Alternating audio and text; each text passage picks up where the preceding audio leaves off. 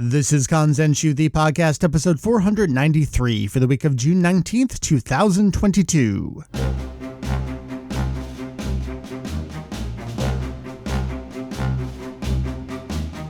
Hello and welcome back to Kanzenshuu, the podcast, an extension of the all-encompassing Dragon Ball fan site, Kanzenshuu. We cover anything and everything Dragon Ball in hopes of enlightening and a little bit of entertaining. Hey, welcome back indeed, everyone. My name is Mike. Perhaps you see me around as Vegito EX. Apologies for a little bit of a delay in between new episodes here. I had a couple of guest appearance episodes in the meantime that were meant to act as a buffer, and then I got a little sick and the voice just wasn't there, and well, here we are in June. But we are back in the swing of things, and we have a doozy for you this time around. It is our fourth live from Japan theatrical film review. Yes, it is Dragon Ball Super Superhero podcast review time with Julian. You know him, Julian. Username, Saya Jedi. Here from Kanzenshuu itself, as well as Ian Cypher back on the podcast. So excited to have them both live from Japan. Well, it was live when I recorded it, and it wasn't live during the movie. You understand where I am going with this. You will hear in the segment, but the review is split down the middle. Largely spoiler-free for the first third-ish to half, and then spoiler territory discussions to the end from there on out after that. So you can make your own choice for little or how long you want to stick around with the episode. After that, after the review, I'll be back to hit you up with some website goings-ons, a little more in-depth. But if you don't want to stick around for the spoiler talk, but do want a tease of what's going on the website, here are some quick details. Lots of new translations. Senpai in particular has wrapped up that full 3-part Unite Tokyo 2019 panel where we get all sorts of amazing background information on the development of the first Dragon Ball Z Budokai video game for the PlayStation 2. Check it out. And don't forget our Patreon, but more on that toward the end of the episode. Let's get into it. It is time. It's review time. Here we go.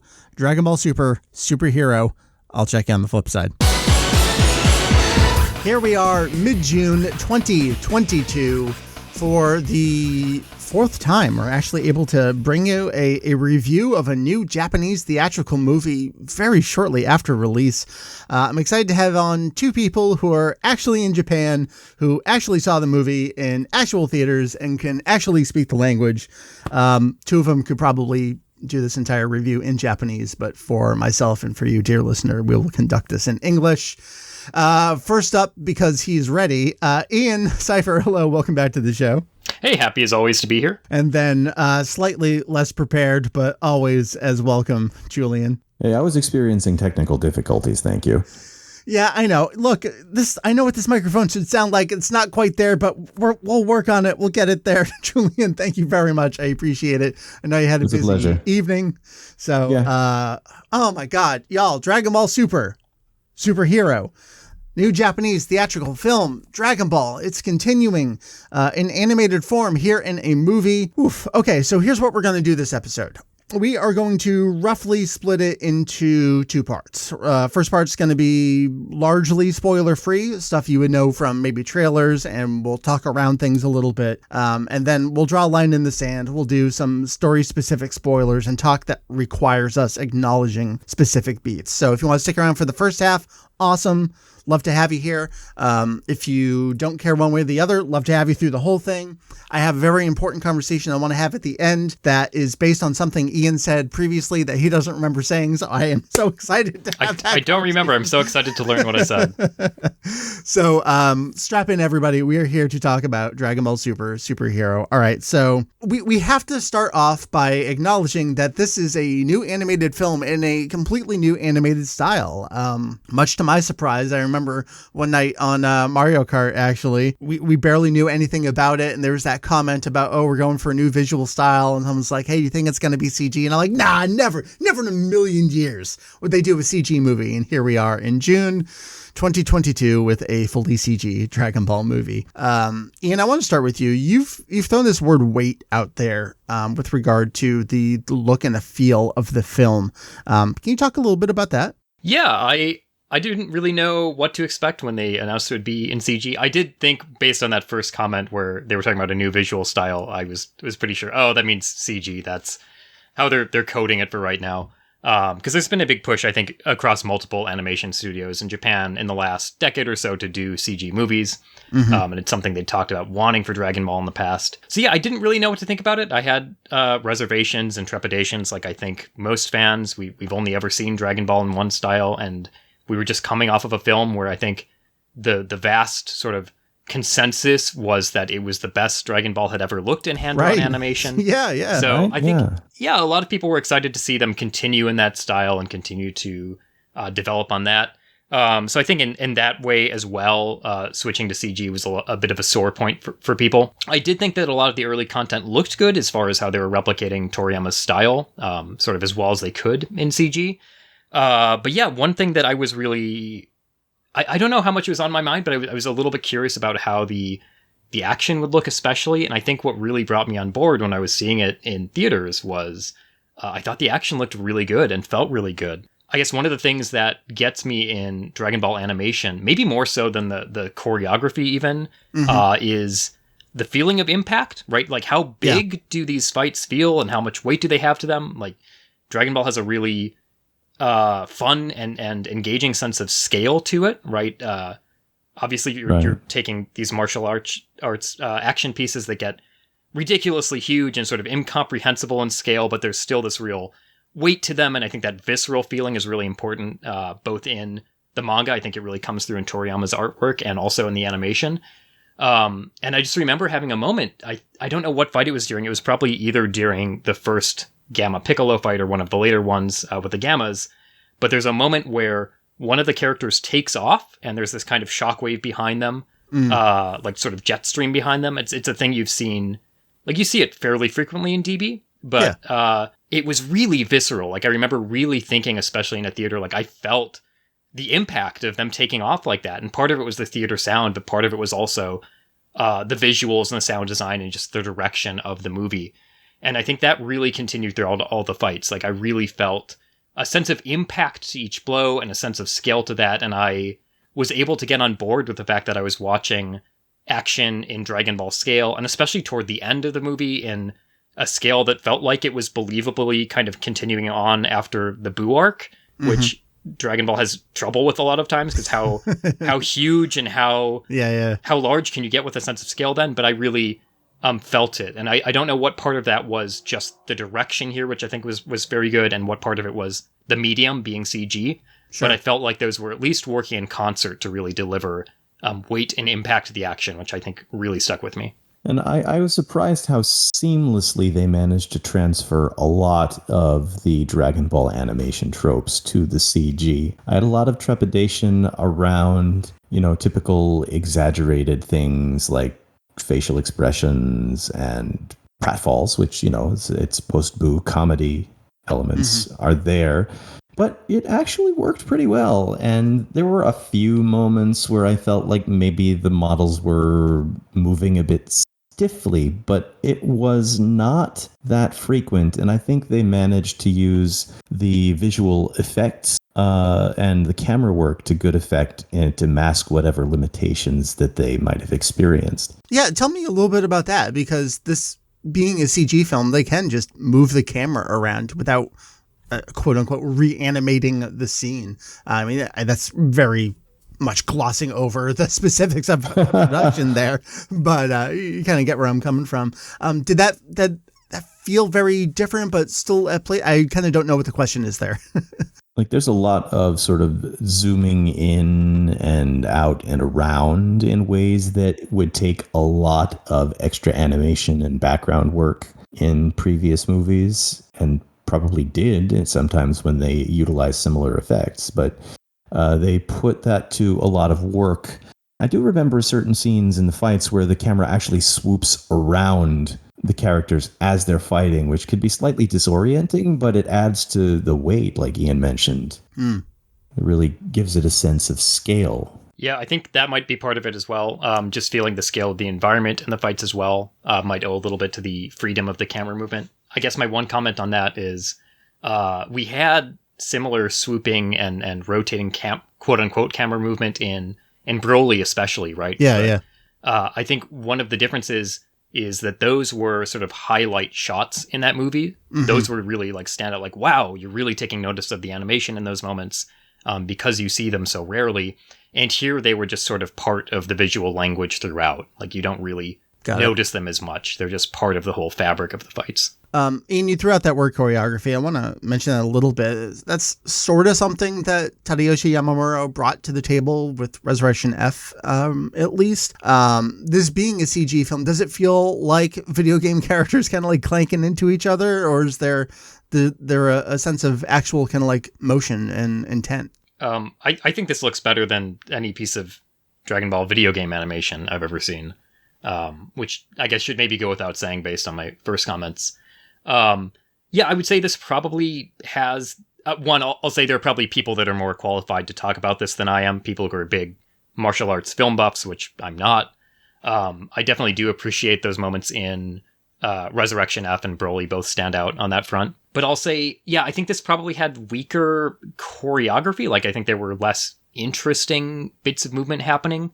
But for me, as far as what I want out of Dragon Ball, the sense of scale and impact and speed to the fights was there in kind of a rare way for me, where that made up for a lot of it. Like, I felt more present in them and I felt more excited and involved in them.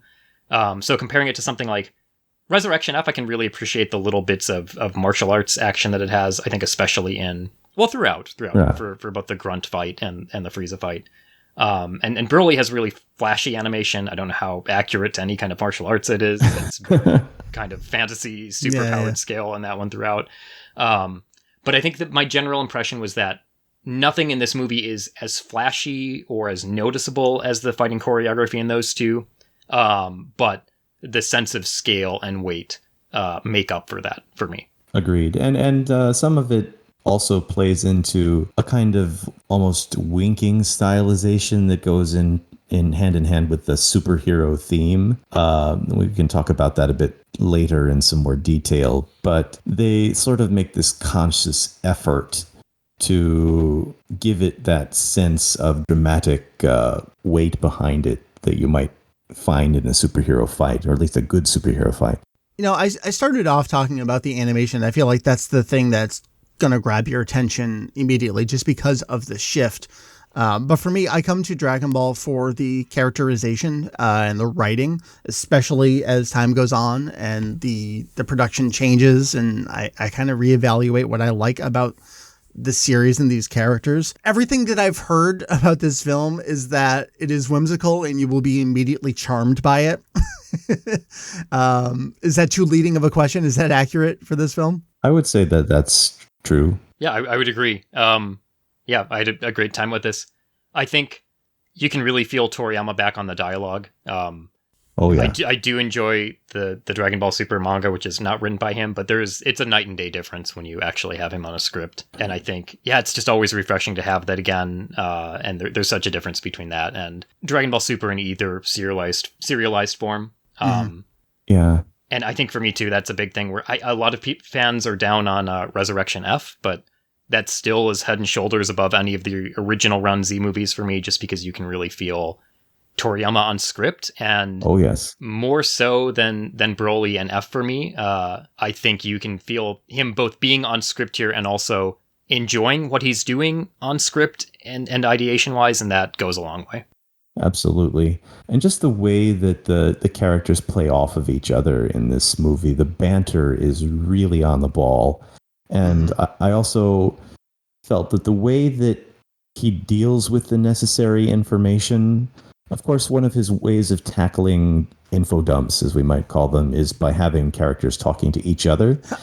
Yeah. You got to introduce them in like duos at least. Right. But instead of just doing like a cryptic conversation or an, as you know, for some odd reason, because we already know these details, they actually have it presented as these videos that have been written, edited, and produced by one of the characters and presumably uploaded on the internet because they're interspersed with other things like, this is my watch collection. Yeah, I think you see video comments on one of them at one point. Yeah, that's great. An upload.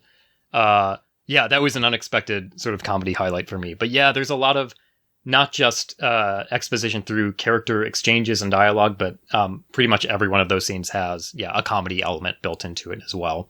And they're really dry, too. I think this is something that gets lost when Toriyama is not the one writing Dragon Ball comedy. When you see comedy in Super TV or any of the previous, like the original Round Z movies, they go for really broad humor with the characters, and Toriyama's character humor has always struck me as being very dry. Yeah. His scenarios and his characters and his worlds are completely ridiculous, but he has kind of a dry approach to the character exchanges within those. And I think that is really present in this script, and I think it's also really handled well direction-wise. I haven't loved the direction on the comedy in, I think especially Broly and F. Like the Jocko scenes in F are like not filmed in a very interesting way or not directed in a very interesting way, and I think the comedy gets a little bit lost in those. Yeah.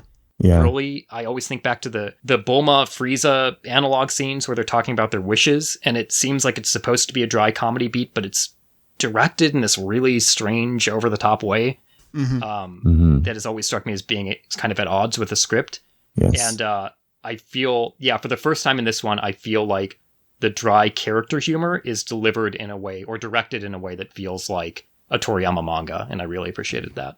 Yeah, and I think we're going to get into a lot about Piccolo in a little bit. There will be a lot to say about him, but particularly his very subtle behavior surrounding this stuffed animal that shows up a fair bit, and his reactions to other people with it, and it's really funny, and it's sort of really dry. Really, he wants to say something, but he can't because of who it's from, and he's sort of put out by that, and it's continued to escalate over time. We could talk about maybe one of those moments just as an example when we're talking about like dry character humor. Sure. Because one of them was in pre-release material. We got that 30-second clip of Piccolo at his house. Yes. Which I guess can count as non-spoilers, right? Sure. Yeah. So just things like that, and the way he holds the phone, he picks it up with two fingers, like he's Demon King Piccolo holding a Dragon Ball. He's like very uncomfortable with the technology, and you get a lot of moments like that where there's something really subtle in the way the models are handled or the way the scene is directed that just adds a lot of that dry character humor. And when I talk about dry character humor, I actually want to shout out Mike. I think you talked about this in some old Jocko podcast, but there's a moment in Jocko where he says, I know what that is. I know what you're a little girl and that's a dog or something. Yeah, I wanted to bring that up. Exactly.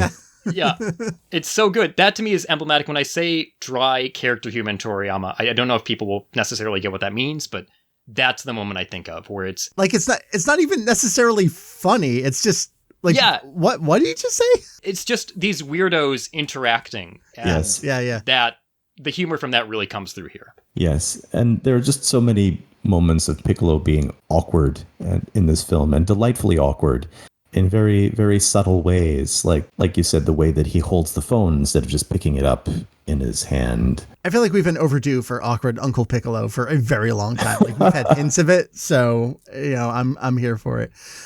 We have a lot to get to, so I want to kind of start bringing this first half to a close a little bit because there's so many specifics I want to ask and talk about.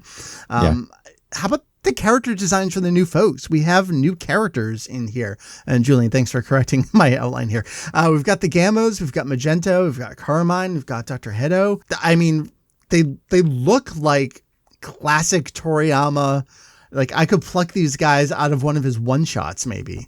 Yeah, I definitely got that vibe, and particularly Magenta and Carmine, the way they really give off a sort of, I don't know if I really want to bring up Dragon Ball Z movie 11 here, although perhaps Bio Broly will be relevant to something else we talk about later. But the villains, so to speak, of that movie kind of remind me of the ones in this one. The like squat character, we got the tall guy playing off of each other. I mean, that's their designs. Did they feel kind of like one note in, I mean, I don't even know how to ask that question, but did they fit? Did they truly feel like they belong to the Dragon Ball world? I mean, I'd say so. I mean, to an extent, you have a little bit of a similar vibe with red and black from the Red Ribbon Army. Although I think Magenta does acknowledge Carmine's competence quite a bit more. I mean, Black was treated terribly by Red. Yeah, I definitely thought of the red-black parallel, obviously given their roles in the film before I did movie 11. And maybe movie 11 is also taking a nod from Red and Black, or at least that trope, that sort of character duo in Toriyama's work. But although, yeah, that is interesting to note, another potential Bio Broly parallel there. Yeah, I mean, they fit. I will say Carmine in particular looks like someone that I don't think would have shown up in Dragon Ball in its original run, but he looks like plenty of Toriyama characters that have come since. And I think the same is true of the Gammas. They don't particularly look like Toriyama original run Dragon Ball, but they look like a lot of characters he's designed since, before and after, really. All right, so we're kind of going to close off the first part here with final thoughts, which is, I know, is a little strange, but just roll with it for now. Ian, you said this is probably the most fun you've had with the Dragon Ball film. Yeah, I have trouble, I guess, thinking of like rankings for the movie, which is not a thing you ever need to do in real life for any reason with any piece of art. But if I had to, I'm not sure where I'd put this in Battle of Gods.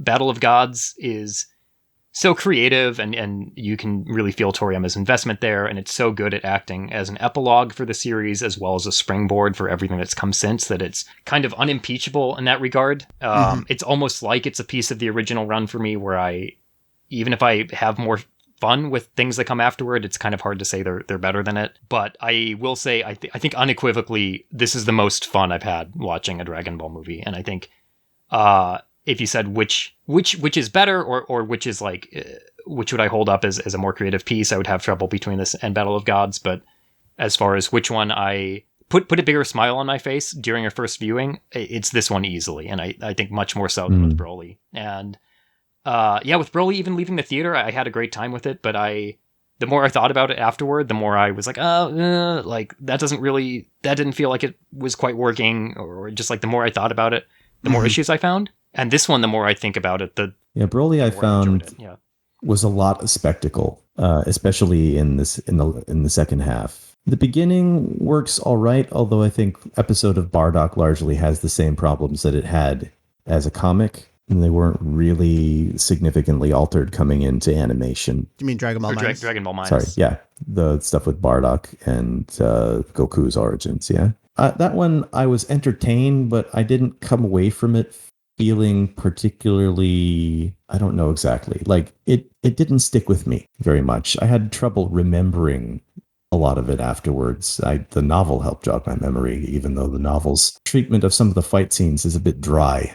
I couldn't with that. I tried so hard. Yeah. It's so boring. All right, we've talked about the art and the whimsy and the characters, and we have more to say, so let's draw the line in the sand here. And we're going to continue onward. This is the point moving forward where if you do not want to know specifics about the film, very direct minutia, and I don't have a choice because I'm here for the rest of the episode, but you have a choice, dear listener. You can choose to turn it off and come back later, or if you want to stick around, here we go. And I'm going to jump around in my own outline. So, I want to jump back to visual style and flair a little bit. Julian, I saw you talking about this a little bit. Things like the movie playing with the medium a bit. You talked about the radio playing background music, sound effects appearing behind characters, characters asking very important questions, like from an audience perspective almost. Yeah, I just really found that throughout the movie, they sort of were having fun playing with the medium, and I'm not sure if that was Toriyama's doing, but as I mentioned before, the way that the info dumps were handled in a sort of tongue-in-cheek way of being videos written, produced, and directed by one of the characters, and it just jumps out from there. Yeah. Like Magenta is coming to a very important plot-specific explanation to Dr. Hedo, the driver. I can't remember if it's Carmine who's driving, but he pointedly turns on the radio and there's dramatic music. Yeah, that's Carmine. Yeah, he sweetens the pitch there with some triumphant hero music. And everything about the Gammas, they are not just sort of programmed to see themselves as heroes, but they just embody these hero tropes from like old Japanese tokusatsu TV shows. And they kind of strike me as a balance between like very old Super Sentai and early Ultraman, especially with the way the Gamma 1 has one thing coming out of his head and Gamma 2 has two. And they're dramatically introducing themselves, particularly Gamma 2, who is like the more into all these hero tropes of the two. When he introduces himself, he has like a whole explosion and a sound effect behind him, which seems just like, you know, typical hero trope. But later in the film, he's doing the same thing to an unamused Gamma 1, and you actually see it from behind. He actually has a holographic projection of this sound effect and explosion in order to do the hero thing. But that seems completely in character at the same time. That's great. And it actually comes up before this. I didn't remember this from my viewing, but I was reminded by the novel. During their fight, Piccolo has a little quip where he's like, "What's up with those letters?" Indicating that he sees them too. And then you get the reveal a few scenes after that where you see them from behind, and it's a hologram that they're projecting. But it's great, and it leaves you with a little while to wonder if Piccolo's quip is just fourth wall breaking or not. And then they give you the answer that it is actually happening in the world of the film in a really silly in-character way. Tell me about, I'm not sure how much there is. I've certainly already seen the, I guess, is this the first time we get a name, a real name for a couple characters at the, are we going to do the canon thing of now? The film here? I guess we got to talk about the canons. Julian, I feel like you'll translate something and then 10 years later, Toriyama is still hung up on that thing. And here we go. We get it in either a chapter or a movie or something. Yeah, there are, on the family tree, we get Dr. Gero, we get his wife, Fomi, who is not Android 21 in the movie. That's never mentioned. It's just, that's his wife. She has the same character design as Android 21 in the games, and there's a bunch of game-specific lore there. And then, we see a picture for their first son, Gebo, who looks like Android 16 and is confirmed to be the model for him in continuity in a bunch of video games. That's not mentioned in the film either, but you can kind of put two and two together. And then, they had an additional child, no photo given in the family tree in Carmine's video. And then that child, it was the parent of Dr. Hedo. All right. I feel like we got to get into what actually happens here. You've already name dropped the DBZ movie 11, the concept of Bio Broly. Look, I know everything that happens here, and I'm wrapping my head around all this. And this is kind of where I want to have this real deep discussion with something that Ian said to me podcasts ago that left such a major impression on me. And Ian's doing this. Like, for me, it was Tuesday. I don't remember what I said to you. Right. I don't remember saying this. I have used this word in during other times I've talked about Dragon Ball. I just don't remember the context. Got it. All right. Of the so podcast. What we were talking about was basically, we were talking about the state of Dragon Ball anime and manga. You and I were talking about manga specifically. We were noting like how if you went into a coma and you woke up and you looked at things like Dragon Ball Heroes, or you flipped through the pages of V-Jump, you would never know that Dragon Ball GT had ever left the cultural zeitgeist of Japan, how it's everywhere within this material. And we determined that Shueisha and Toei would be completely content if today's kids never watched a single episode of GT, because its iconography, things like its transformations, its characters, its matchups even, are kind of like strong enough to pull through and capture all new child imaginations. And so kind of like my central question, as I was thinking about this, as I was reflecting on everything I've read about this film, Dragon Ball has done callbacks before, and they were prevalent throughout Dragon Ball Super, I would say the TV series specifically. I mean, you think to how many moments where they're like, hey, remember, this is the thing that they did back then? Up through including like moments. Vegeta's sacrifice, which wasn't even actually a sacrifice. So was it truly that? But they told you to think about that moment. So it was a callback to that. But so my question for Superhero is it relying on this previous iconography by way of things like the Red Ribbon Army, even Gohan snapping, Cell existing, Gohan versus Cell, this group, even specific members of this group versus a huge bio monster? Is it relying too much on this, or is it kind of like setting up this iconography for an all new audience where they don't care that you haven't seen this before, but they're going to exploit it in a way? I'm still working through what my question is there. So kind of roll with it from there for me if you can. Oh God, that's interesting. The last part of that is interesting in particular. I'll let Julian speak first, if you would like to. Yes. Well, I do in a way feel like it's sort of treading well-worn ground. I mean, Resurrection F is about Frieza coming to Earth to enact his revenge. We saw that in the original series. Right. But today's kids wouldn't necessarily have seen that. So for them, it was, I've heard about this thing, but this is my version of that thing. You know, I suppose you could see it that way. I'm not sure how deliberate it is, but we do know with Broly that they actually gave Toriyama different ideas for a story and then had him sort of develop them. Right. And notably, he actually did go back and watch the old films too. So this, he might have watched movie 11 and be like, oh, that's kicking around for me. Maybe I can do something with that later. So it does feel in a way that they're sort of treading this well-worn ground because they know the fans latch onto it and they know the fans know at least some of it, even if they haven't seen it directly. I kind of want to come at that question from two angles. Yeah. So one is, how does this feel in comparison to like prior Dragon Ball material? How derivative or not derivative, or how reliant on past material does this feel?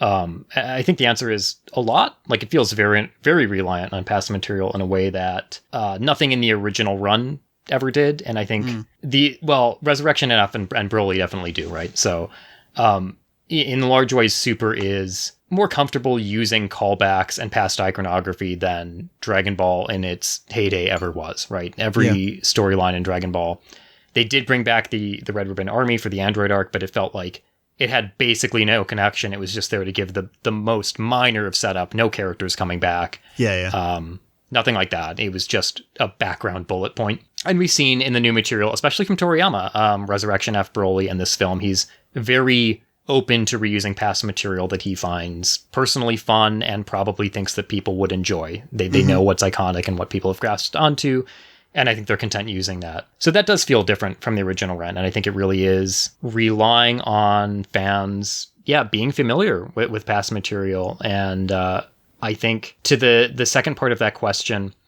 does it feel like it's out to provide kids a first-time experience for the same material or not?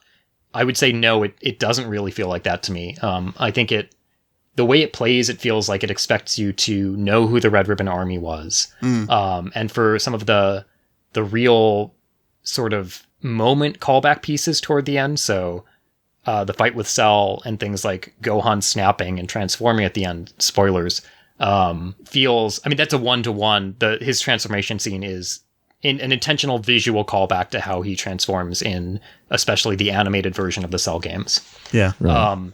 And I don't feel like it's trying to give kids a first peek at that. I think interesting. If it goes over kids' heads and they enjoy it on the surface level, that's great, but they're not going to pick up on things like that visual callback unless they've seen it. Yeah. Exactly. And they might have seen it through a video game because video games have recreated that too. You know what? They've That's seen a fair it somehow. point. Yeah. But I think it is relying on you having seen that material, and it's relying on you getting extra fun out of it being a callback in a new context. So I don't feel like it's doing what Heroes does or what something like Dragon Ball SD does, or what some of the there is ancillary material that feels like it is made for kids who maybe have not been through the original series.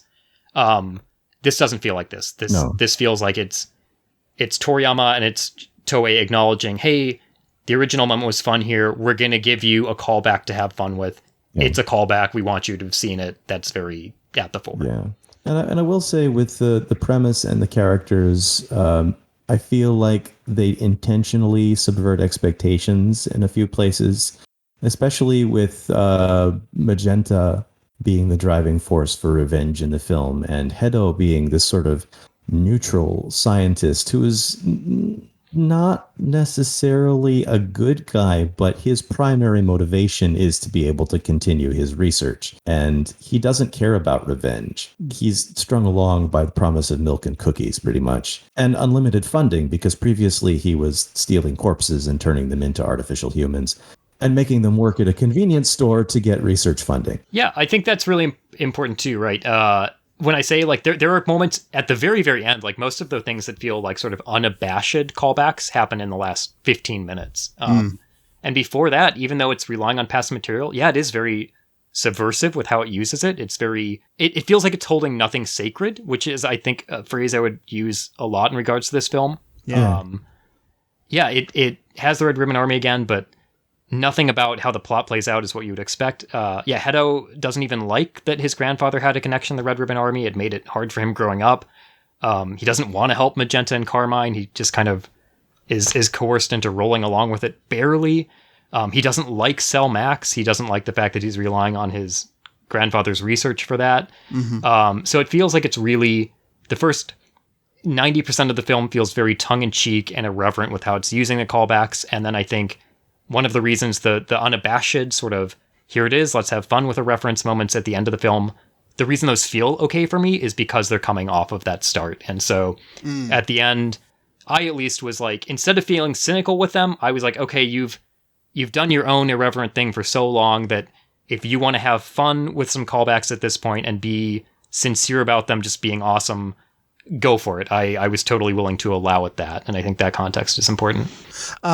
They set up Cell pretty early then, huh? The reveal in the flesh is much, much later, but they mention him pretty early on. You get a little screen image of him on a computer screen at the base, too. So you kind of know this is coming for a long time. It's telegraphed, yeah. Yeah, it's not a third act surprise. Norio Wakamoto? Yes? I did catch his name in the credits. That was one I noticed. And yeah, you can tell it's him from the first couple of grunts. That's all he does in this movie. He just grunts and screams. So does Bio which is like not so different. Not so different than a lot of his spoken performances recently, but... and so in terms of plot... It's fun. It's fun to have him. In terms of the actual plot, it was about as necessary for it to be Cell as it was to have Bio Broly be a clone of Broly and not something else. You know, it's nice to get some Norio Wakamoto stuff, but like there's no sentience there. It's just a rampaging, mindless monster. Yeah, it does feel very much like Bio Broly, and there are a lot of, I don't know if they're unintentional or not. I'm assuming unintentional callbacks, like the premise of a giant rampaging clone of a previous villain. Even the team that goes at it at the end, where it's Trunks, Goten, Kuririn 18, is accidentally almost a Bio Broly reunion. Right. I don't know how intentional that is. I feel like it's all a complete accident, but who knows? Maybe Toriyama did watch that as he was developing the script. Yeah. As far as what Cell Max does, it's just iconography. It is something you recognize just for fun, and I guess there's expediency as far as like, okay, why is there a big kaiju villain that's this strong? It's a clone of Cell, and you don't have to question it then. And it makes sense with the Red Ribbon Army. Yeah, could it have been something else? Definitely. I guess your mileage may vary on how fun or derivative that feels. Although I thought of another parallel here, and it's that in both films, Goku is just about as relevant. Right. We haven't talked about this at all. Goku and Vegeta have not really come up as part of this discussion. They're the least interesting part of the movie.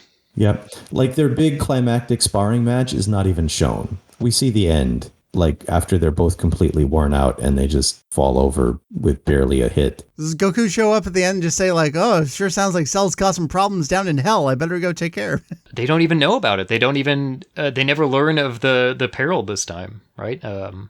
That's great. Yeah. I mean, from these trailers, I mean, we saw Goku and Vegeta up on like the lights and Carmine showing off. Broly's in this film. What happened? It's not that kind of movie, I guess, right? Broly does watch the fight, and he's quite moved by it.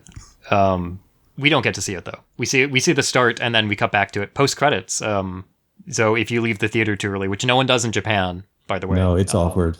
Everyone always sits through the credits. If you see it overseas, don't leave too early. Well, we've been accustomed to that. I guess like Marvel movies have trained people to not do that now. They get a fight that we don't see the bulk of. We just see a comedy beat ending of them finishing when they can both barely stand. And it feels almost like they feel like the most cynical part in a way. Like it feels like they're just there because it's a Dragon Ball movie and they have to be, or like they're there because you need them for the trailers. But they're so tangential. And I will say my least favorite part of the film is the sections on Beerus's planet with them, because it it feels like the main plot has dragged to a halt, and we're watching these characters that we don't really care about in this film. And also, I don't know, the treatment of Chilai going from sort of kind of a fan service character into like overt, we know she's a fan service character and we're going to treat Beerus like a Looney Tune in response to it. It was maybe a little bit over the top. I don't know that we needed that. It's not great. It's not great. Ian, this is probably more for you, but then I kind of like question if this even needs to be asked, if they're not even really relevant to the story. But how did the Goku and Vegeta bits here feel in a story point that would have to be post Granola, which we know it would be because of Pon's age. Yet this film is written before the current manga arcs have been written. So I guess does it even matter with the role that they play here? It doesn't matter. It's like Broly, where you can slot it in with either version of Serialized Super if you want to. It has about as many ways it works and doesn't work as that film did. You can slot the broad strokes in because it's written in a way where it doesn't have to call back to any previous material explicitly. Yeah. But if you get nitpicky, there are things that do feel a little bit weird trying to connect it. It just is what it is. I guess we'll see, especially in future projects, how they want to handle continuity alliance or how well it aligns with either serialized version of Super moving forward, how much they do want to acknowledge manga-only content if it stays manga-only. I can't make any predictions about how they'll handle it based on this one. The one thing I have learned being on the internet in the aftermath is that it feels like it absolutely fits in with whichever version you like more and absolutely can't fit in with whichever version you don't. And of course, everyone's going to see it their own way. Yeah. Of course. I feel like there's so many entry points to the franchise now that people have their different priorities. And we've been in it for so long that our priorities have shifted over time. It's like, at this point, I could take or leave some of the fighting, but I stay for the character bits. And Toriyama's sort of... Give me that banter. Give me an hour and a half of banter. I'm good. Toriyama's kind of gone the same route, I feel. Yeah, I mean, he doesn't even write the action scenes anymore, right? He pretty much leaves them up to the staff. I think they did a great job in this one, but you can feel that where you don't get the same kind of like specific beats and mix of character interaction and action that you would if he were handling it all himself. Yeah. I do think this film did the best of that mix, I think, of any of the Toriyama scripted ones, maybe except Battle of Gods, which had very short action sequences. But yeah, he pretty much farms out the action. That's not what he's interested in doing, or at least when he's not drawing it, which makes sense. Like Gamma 1 and 2 have some banter that they do while they fight, which kind of fits their superhero persona. Mm-hmm. And I'm thinking also of the ending, the climactic fight, the Piccolo and Gohan moments there are, I think, pretty successful, and they're baked into the action. I think that's another spot where like the choreography and the flashiness of the climactic fight is like not really there. Like there's not a whole lot happening except like giant Piccolo and Cell punching each other. It's not super interesting, but they weave in those character interaction moments between Gohan and Piccolo there. So I'm more engaged in that fight than I am like a lot of Broly, which is very pretty, but it's all just visual fighting. Something you just hit on there that we haven't talked about at all, which I feel like the internet is aflame over. Shock there. New forms in this film. I mean, the things you haven't talked about, I feel like say a lot about what kind of film this is. No real hang-ups on Goku and Vegeta, saying that like that's the least interesting part. No one has mentioned up until just now the phrase giant Piccolo. Are these kinds of things just not that important to the success of the film? They're funny. Yeah, I would say they're fun and they're funny. Giant Piccolo especially is played like a comedy beat, and even I guess Piccolo has a new transformation. They hid one in the trailers. They didn't let you see it. The world doesn't want you to see Orange Piccolo. He's there. He's real. He can't hurt you.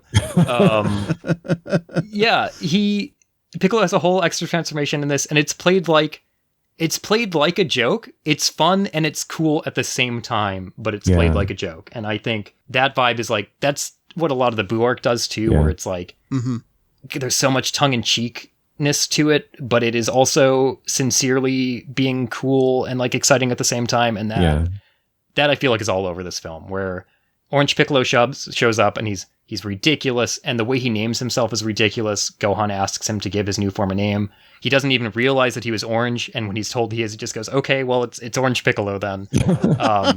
It's played like a joke. It's played like it's making fun of elements of Dragon Ball Super, and that's very present. And at the same time, when he first shows up, I'm like, "Oh, that's stupid and cool," and like I was sincerely on board with it at the same time as I knew it was ridiculous, and that is all over them. And the way that he gets the transformation, there's a beat where he decides he needs the dragon to unlock his untapped potential, just like the Great Elder did on Namek for Gohan and Kuririn.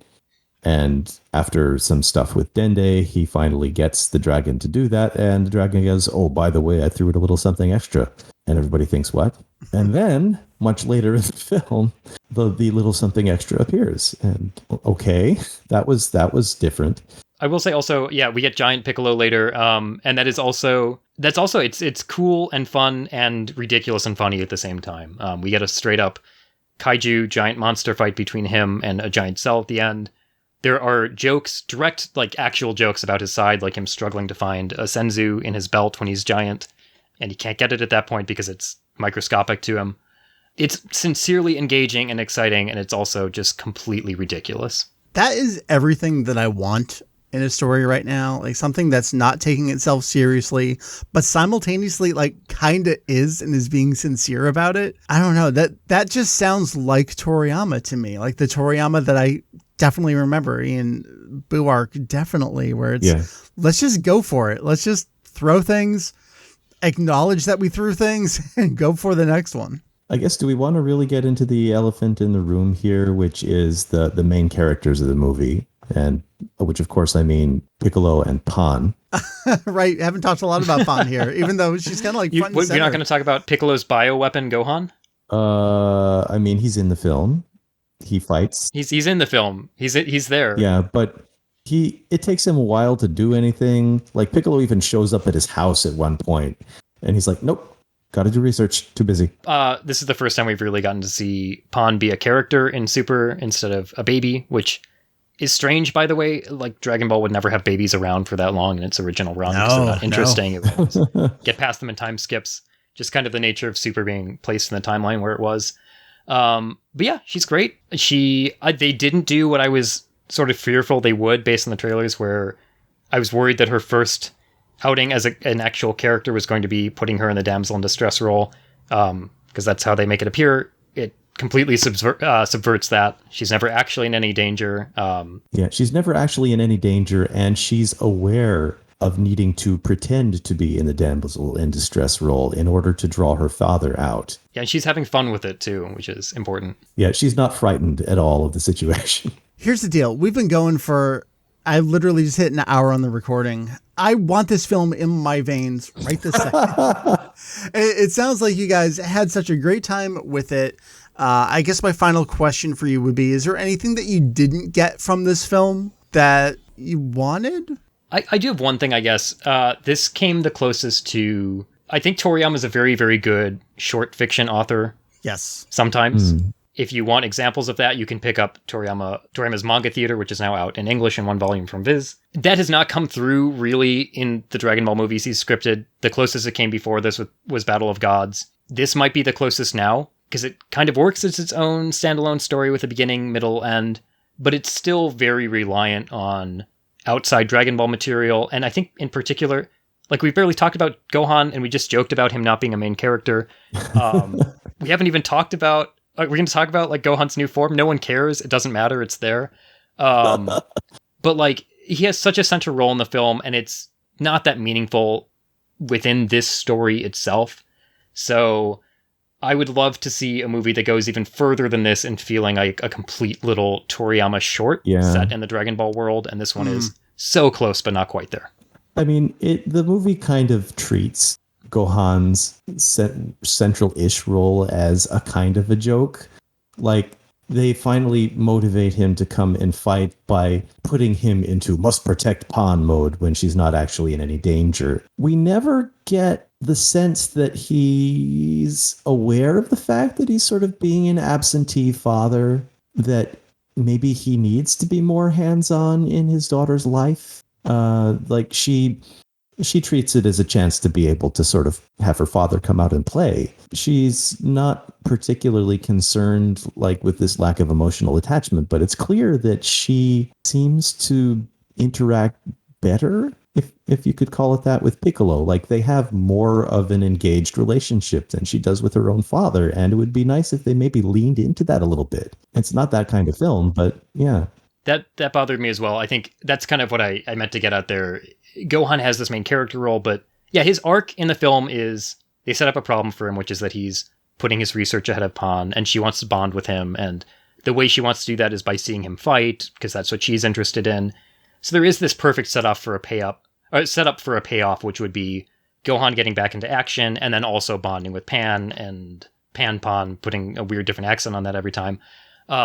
Bonding with her and reevaluating his priorities, and instead it ends by giving him a big power-up, and they hug, but there's no real payoff for that, so yeah, it could work more as a complete standalone story in that regard, and it would both pay off what the film does better and allow it to stand alone better, because Gohan getting a new power-up is really only meaningful if you're following Dragon Ball as a whole, and even then it doesn't really complete his arc as it's presented in this film, so close, but not quite there.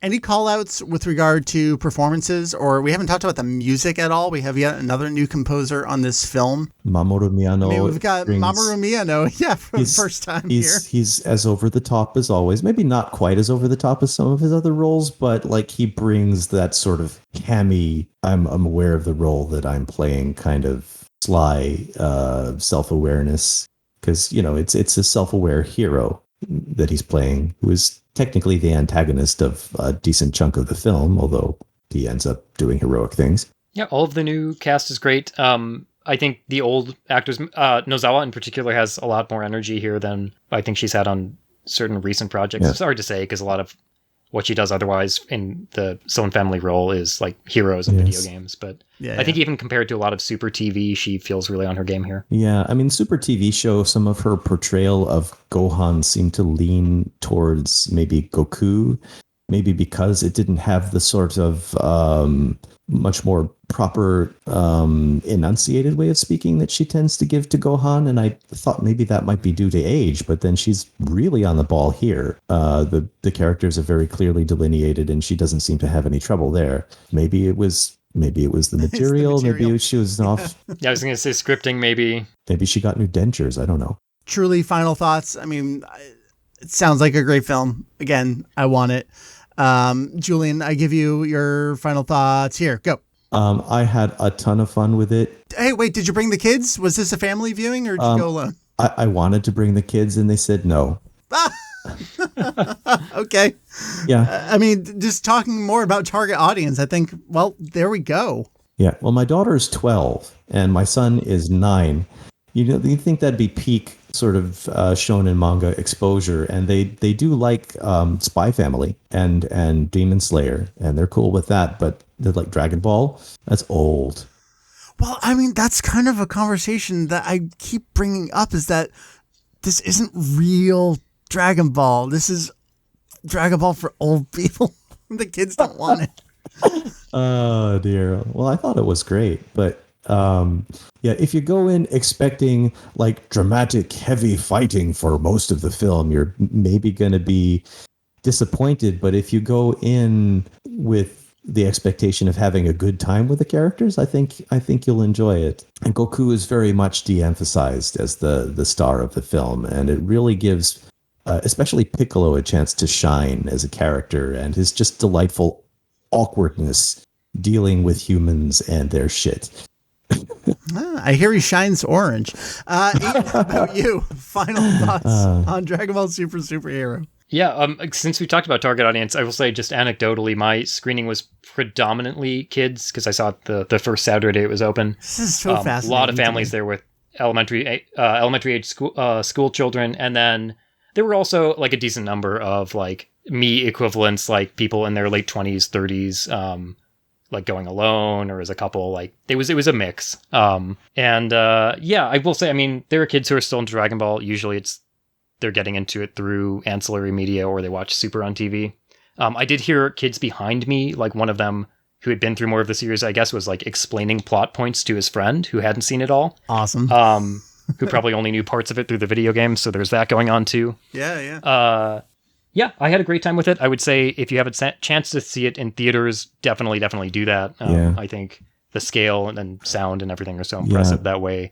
That's the way to do it. Yeah, there was a theater nearby that. Sorry, I'm overlapping you, but there was a theater near me that even had like a regular version and a like big sound version. Like they were.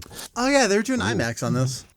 Yeah, I would like to see this in IMAX. It wasn't an IMAX showing, but I think maybe they're specifically doing one where it was everything sort of hits you. I would say, yeah, see it in theaters. And then I would say there's still no Dragon Ball movie that I would say is a big recommendation to non-fans.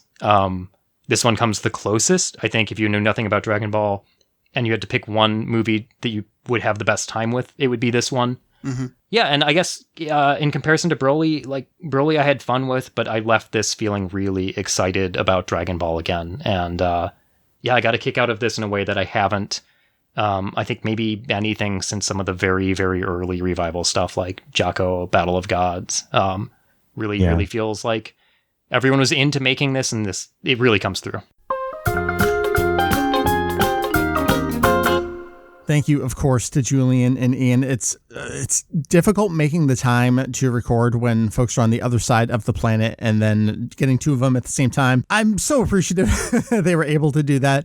We will get Julian's mic issues sorted out for next time. And also apologies on me seemingly knocking my mic off center before clicking record too. It is a goddamn amateur hour around here. My bad. Website stuff. Here is what is new on Kanzenshuu right now. I mentioned this at the top of the show, but you absolutely have to check out. We teased this forever ago. It is now done. It is complete, all 3 parts. This is a panel from what was called Unite Tokyo 2019. The Unite there is a weird play on Unity, the game development engine. It's ostensibly a kind of convention, well, like not even... It is a gathering of professionals that come together and are supposed to talk about game development, and Unity is the background, but obviously Unity was not used to create the first Budokai game. But here we are. 3-part discussion. So good. Kazuhiko Torishima, a name you certainly have heard if you've been around the Kanzenshuu block for a while, is the main driving vocal point on this panel. Alongside him, Daisuke Uchiyama and Shin Unozawa. So much incredible specific detail as to how they got to where they got to and why Torishima does the things that he does. You have to read this series. It's just so goddamn good. Jose Senpai's just been going nuts on this stuff. More video game things coming from him in the future.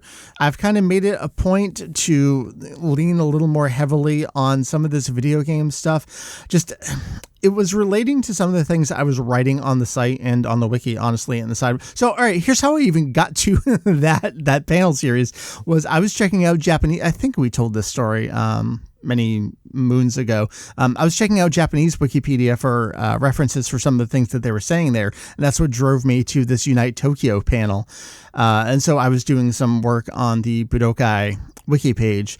And as you've certainly, hopefully, read and checked out, the updated rumor guide has an in-depth article that the English dub did not, in fact, hold back story content in the first Budokai game.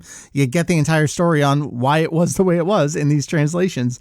That's what got me over there. And then that just keeps leading us back to the Super History book, which is just so completely packed and full of amazing information that we just haven't gotten around to getting out there. So I've really been feeling the video game stuff, and Senpai's kind of been on board with that. I feel like this kind of ties into a question and comment we got on Twitter about translation and specific things and would we translate them. And I responded, our priority in translations are things that are in kind of generally in this order. Specific to Dragon Ball to Toriyama, that obviously makes sense. Things that are historically important, things that are relevant to an ongoing site project, and then finally, and sometimes this wraps back around to number 1, something the translator themselves want to do. All of those are kind of important to how something gets done, because we can throw something at someone, but if they don't themselves have the interest in doing that, it's going to fall to someone else. When you have an interest in it, at least from my outside perspective as a non-translator at Kanzenshuu, it really seems like it lights a fire in many ways. There's other translation stuff on the website. We're keeping up with the 40th anniversary, this tribute gallery. Yusei Matsui was the latest one, yes, of Assassination Classroom fame, doing their take on a tankobon cover. Again, this is on the back of every Psycho Jump every month, a little new drawing and a comment from the author that I'll just say that you wouldn't know from looking at the stuff at any other website that there's a comment from the author there. That's what Kanzenshuu is here for. And we will bring you that comment. I think they're interesting. I think we get cool little insight into this behind the scenes stuff and them talking about, their time growing up and reading it. Oh God, it's so good. Let me read you this sentence here. It's so good. However, Toriyama Sensei's art is the only one whose technique I feel I can never get quite a hold of. No matter how many years pass, it still keeps its magical status. It's easy enough to imitate, but its essence will forever remain out of reach. That's the feeling I get once again as I have the privilege of imitating that image of the ideal manga artist. That stuff's fucking deep, man. I love getting these comments. So be sure to check us out every month as we bring you the latest art and comment from the back of Psycho Jump, a magazine that no one should ever have to purchase. Ever. Speaking of other new translations, Ian's dipping into some superhero stuff. He gave us a brief interview with Chikashi Kubota, animation supervisor for Superhero, which we talked about earlier in this episode. You can check that out on the website. But beyond translation stuff, just general news and content, keeping up with superhero news itself, the theatrical release coming internationally. This is something that I put in the news post. We saw this a bit with Broly, where it was kind of vague how they announced it. Obviously, this is a couple of years ago at this point, with regard to dubbed and subbed screenings and how it was written in a way that allowed it to be accurate. The fact that in the United States of America, there were no subtitled screenings. And the reading on the news articles for Superhero struck me in that same way, where they weren't explicitly stating, yes, the US, very specifically, you guys will also be getting subtitled screenings. I really felt like it was a vague enough kind of thing of like, well, we're doing dub and sub globally. So I kind of triple checked directly with Crunchyroll themselves on this, like laid it all out and said, is this true? Is the United States of America getting subtitle screenings of Superhero? And the answer back was an emphatic yes. I still will believe it when I see it. But that's where we are right now. All right, another thing mentioned earlier in the show, guest episodes. These are already in the feed if you're a subscriber, if you use things like iTunes or Overcast. And if you're not, well, there's a post on the site with links that I will also then link alongside this show. 2 guest episodes to check out if you haven't already. The first, we got a podcast, longtime friends of the site, Randy and Doug, their Dragon Ball podcast. I joined on an episode to talk about Plan to Eradicate the Saiyans. I love... that production? Well, I certainly know things about it, so I was happy to join them and talk about Plan to Eradicate. That was a super, super, super fun episode. I love chatting with those dudes. Additionally, the Manga Mavericks podcast invited me on to chat about Akira Toriyama's manga theater. Yes, I was so grateful to be able to talk about it for something like 3 hours. I forget how long that episode was, but it was a long episode, so it is a doozy. If you want to hear me kind of like gushing, yet simultaneously heavily criticizing early Akira Toriyama, and then into Dr. Slump, and then into Dragon Ball. I love so many of his one-shots from those eras. Please check out that episode. Again, that is already in the feed if you're a subscriber to the Kanzenshuu podcast. If not, you can very easily check it out, and I would encourage you to do so. And I would be remiss not to mention the absolutely spectacular artwork that Darren put together. Darren was the other guest on the show. Holy cow, that artwork, it's just amazing to be able to be immortalized in Toriyama fashion in that way. Truly brought me to life in a way that no one else ever has, can, or will. So mega thanks to Darren on that. That said, I'm going to wrap it up with a reminder about our Patreon. We launched this back on April 1st. We talked about it extensively in the last regularly numbered podcast episode. That was 492. And if you heard me talk about it then, you know I don't like to talk about this kind of stuff. So I will just say, if you want all the deets, check that out. The long and short of it is that we're keeping it simple with a $1 general support level and a $5 Discord access level. So if that sounds like a thing you're into, we would love to have you. Right now, as I type these notes, well, I'm no longer typing these notes. I am reading from this notes. We're having an extensive conversation about Dragon Ball Evolution. I have complicated and emphatic opinions about that film. So join us and talk about this and many more things. That all said, www.kanzenshuu.com. That is Kanzenshuu. This brings us to a close. I will see you next time for another podcast episode. I have enough topics in the hopper that I'm not sure what the next one will be. It is likely going to be a shorter solo one, video game related. We shall see if that is indeed what comes next. So stay tuned to the feed, stay tuned to the website. Thank you, Julian. Thank you, Ian. Thanks, of course, to Heath as well for everything he's doing for me behind the scenes. We will see you next time. Later, folks.